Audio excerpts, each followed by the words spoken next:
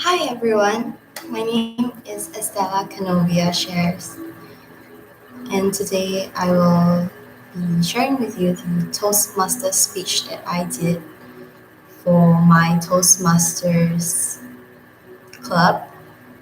It's my icebreaker speech. I decided that it was pretty good and it's something that maybe people can find valuable, so I'm gonna share it here.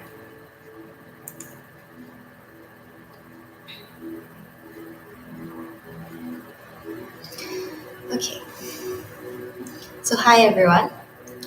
My name is Estella, and today I will share an aspect of my life story that I hold deep within my heart. I humbly ask for my audience to please listen with an open mind and an open heart. For my journey might not be something that everyone is familiar with.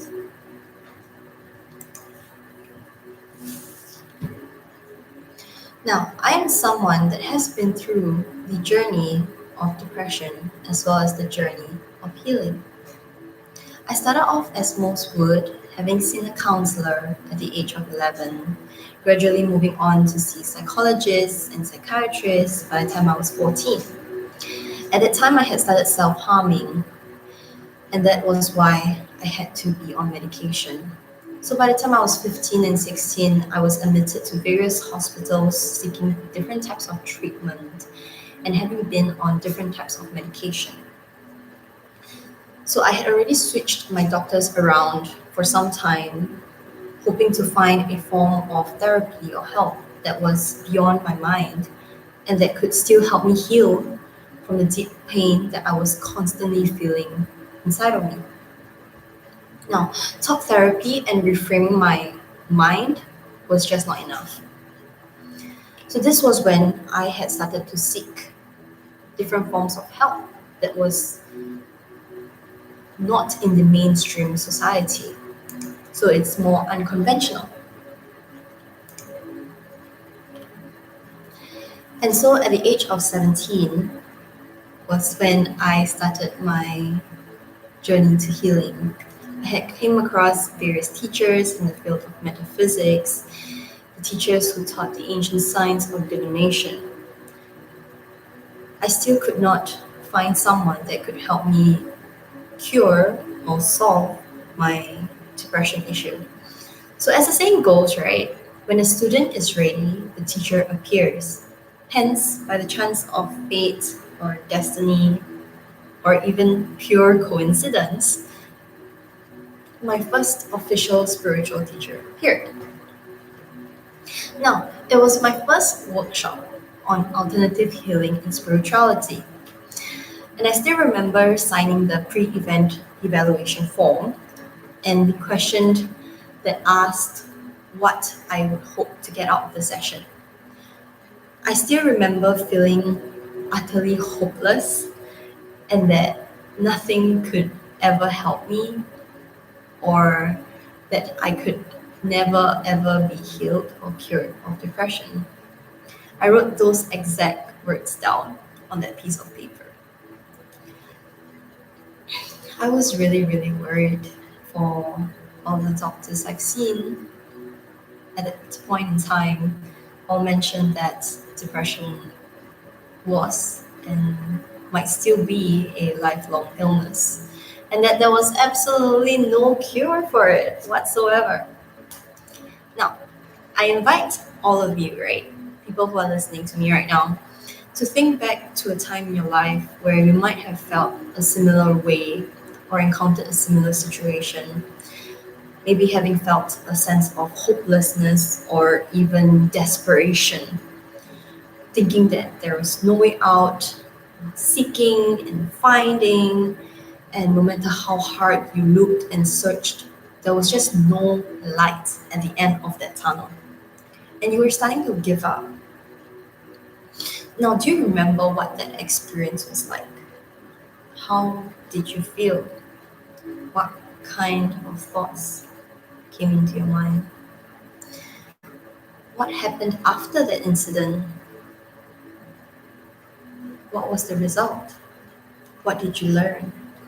And was the situation or incident ever overcome by you? But more importantly, how has that experience brought you to where you are today, as well as who you are today? And if you notice, it has been a constant evolution of yourself throughout the whole journey of your life. Now, as humans, we constantly seek to improve. And the one thing I learned throughout my journey with depression as well as with healing, the most important thing is self acceptance. It's learning to accept everything that arises in my awareness. So, whether that be pain, whether that be sadness, whether that be joy, whether that be even boredom, it's learning to accept every single emotion and hold myself. This was how I started to build up my self worth, my self validation, and my ability to love myself even better. After all, most people would actually tie in depression with low self worth. And the reason for that is because maybe we never had anyone to tell us that we are enough as we are and that we are lovable as we are. And maybe we never really had people who would just love us and see through to us, like into our soul, and be fully accepting of that rather than judging our emotions, our thoughts, the way we act, our uniqueness or our weirdness. I invite you to see how that would look like if you would truly accept, hold, and embody who you are. So, the next thing that I want to share is the various forms of alternative therapy. So, the common ones are like meditation, breath work, energy healing, and then there are a few others like body work, which has to do with your body. Sometimes it has to do with touch therapy, it has to do with massaging, with somatic work, learning to align your breath and your natural spinal alignments to heal the body. Sometimes it includes things like Tai Chi or Qigong, or maybe even dancing, conscious movement, embodying of the feminine and the masculine energy. So this is how I see body work, and I am very passionate about body work because that's how I got to see my self-worth, by constantly using dance as an outlet for me to really bring in the energies and to fall in love with the way I move and to fall in love with every breath that I take. Because sometimes I don't look into the mirror as I dance. Sometimes I close my eyes and I just move. And I never knew I could do so many things. And sometimes I look into the mirror or record myself and I get so surprised because it's like how could I even have moved that way so beautifully, so passionately, so uniquely me. I wouldn't have been able to know that. But the process is learning to reserve judgment or come to a space where there's no thoughts and it's just purely watching yourself. The next ones are a bit more common as well, like neuro-linguistic programming, NLP, hypnotherapy, making the unconscious conscious. So it's like going to trance states, learning to dig deep into your subconscious, into your unconscious to bring back out your childhood memories, the traumas, the pain, but in a way that is not painful. So there's an emotional detachment. So you're just kind of bringing in a neutral point of view where you can heal that memory so that it no longer stops you. So these are all very helpful for sure. Two more others that I am passionate about is being a child again. So like exploring nature, exploring art, exploring dance, exploring singing, exploring anything at all that brings out your inner child spirit, things that you love to do, things that helps you get lost in time, and learning to really release all the judgments, comparisons that and criticisms that we've put on ourselves, and to really just do it freely. You'll notice like when you are able to bring out your inner child, you'll be able to connect with children better, and you'll also be able to come into your emotions and love and heal your child.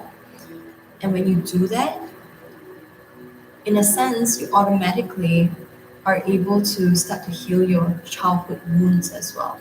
It's kind of connected in a way.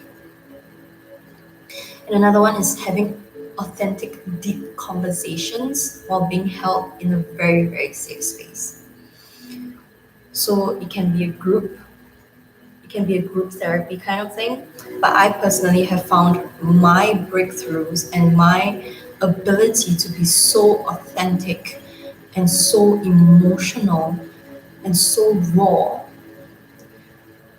with spiritual events, with groups where they allow us to bring out our inner child, to embrace our inner child, as well as to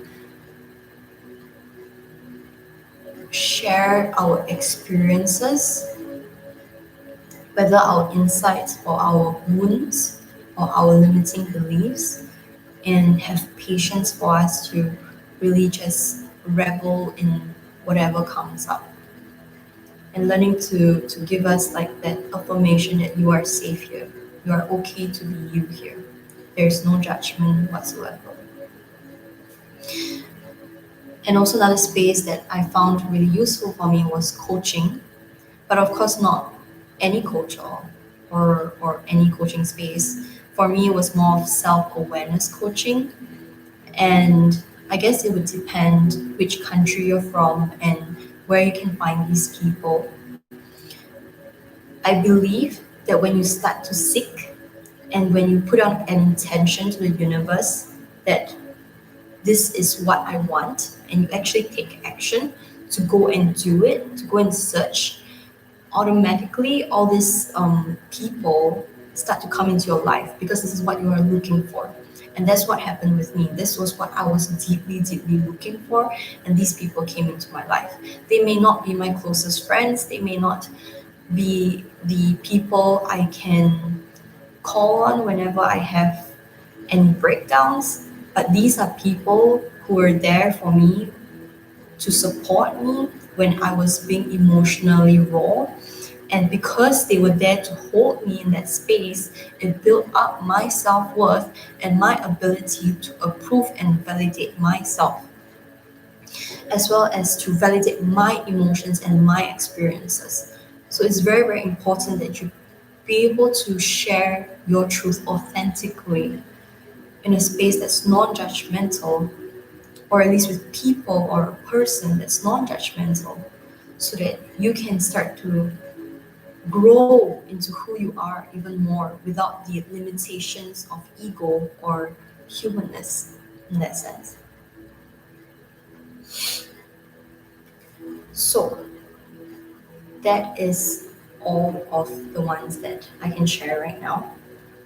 A few other ones are like eye to eye, song chanting, mm, maybe even grounding yourself by imagining that you're a tree, hugging a tree, connecting with nature, being in nature. Things like that are very grounding for us, for people who imagine a lot, or people who think a lot, or people who are in the mind a lot. It really helps. So, my journey to depression and healing has not yet ended. And I'm still learning and evolving as I go through my life's journey. Through this journey, I found that the only cure to pain and suffering is going within. It's more than just self inquiry, it's learning to trust the answers that I get from my higher self, from my divine self. It's learning to integrate the different parts of me and to become whole again that I know I can be. So, yeah, that's my conclusion. Depression cannot be found outside of me, it can only be found inside of me. And it's the same for everyone else because all our experiences are so unique and so different. Everyone experiences the same thing so differently that only you can find the answer for yourself. You cannot depend on a doctor, you cannot depend on a therapist, on someone else to find the answer for you. Just like your gifts, your purpose, people can show you the direction, people can guide you, people can give you their interpretations, but only you can give the answer to yourself. And with that, I hope you all enjoyed my speech. And I deeply believe that if you have depression, it is not an illness. Please give yourself permission to no longer label yourself and instead see it as a chance to awaken to a different or alternative reality that most of humanity has not yet experienced. Because this means that you're sensitive to other people's energy, you're sensitive to your energy, and you have a gift in the suffering and the pain and the depression. There is a gift for you to serve the humanity, to bring about your purpose into this life. So I hope you enjoyed my speech. Thank you.